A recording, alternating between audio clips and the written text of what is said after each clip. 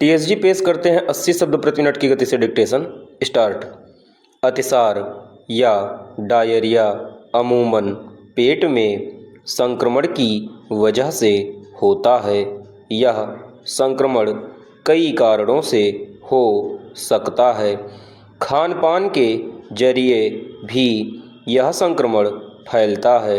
इस बीमारी के प्रभाव से रोगी को बार बार लगातार शौचालय का रुख करना पड़ता है। हाजमा बिगड़ने से इतर कुछ बुद्धिजीवियों को मौखिक, वैचारिक या बौद्धिक डायरिया हो जाता है।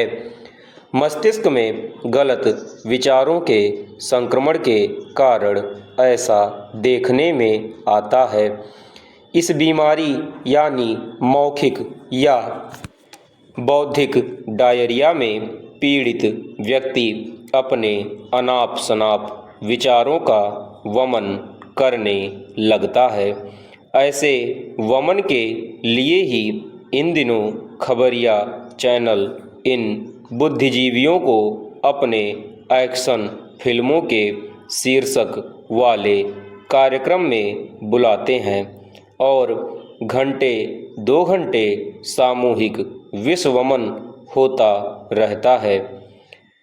कार्यक्रमों के दंगल, कुरुक्षेत्र, शंखनाद जैसे नाम भी यही अनुभूति कराते हैं कि उनका समाचार या विचार से कोई सरोकार ना सही, बल्कि वे कुश्ती के अखाड़े या रणभूमि के मैदान हों।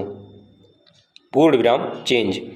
विषय से इतर ना जाएं तो डायरियों में एक और प्रकार का डायरिया है जिसके लक्षण प्रायः चुनाव के वक्त नेताओं में नज़र आते हैं। इसे चुनावी डायरिया कहा जा सकता है।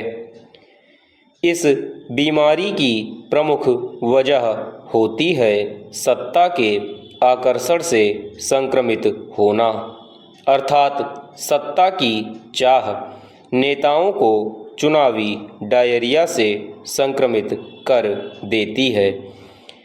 यह बीमारी देश के हर उस कोने में उस समय महामारी का रूप ले लेती है जहां लोकतंत्र का महापर्व चुनाव होने वाला होता है। इस बीमारी में नेताओं के मुखारविंद से वादों की झड़ी लग जाती है, वैसे ही जैसे मानसून के अनुकूल होने पर सावन में झड़ी लग जाती है।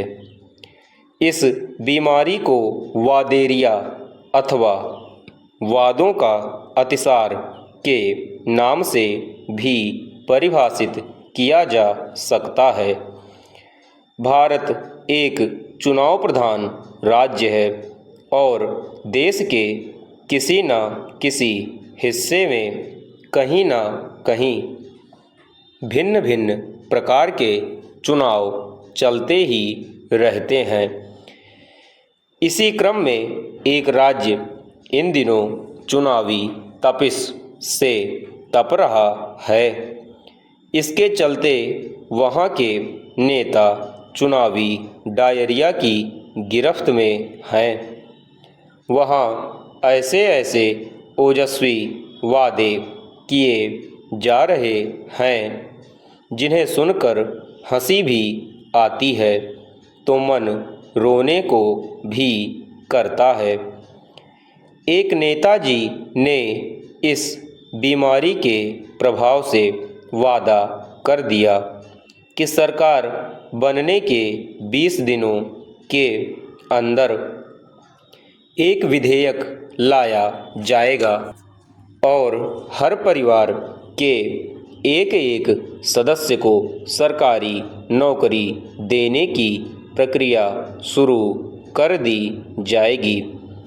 इसमें हंसी आने का कारण यह है कि राज्य में परिवारों की संख्या इतनी है कि यदि प्रत्येक परिवार में एक व्यक्ति को नौकरी दी जाएगी तो वेतन देने के लिए सरकार को वर्ल्ड बैंक से कर्ज लेते रहना पड़ेगा। पूर्ण विराम समाप्त।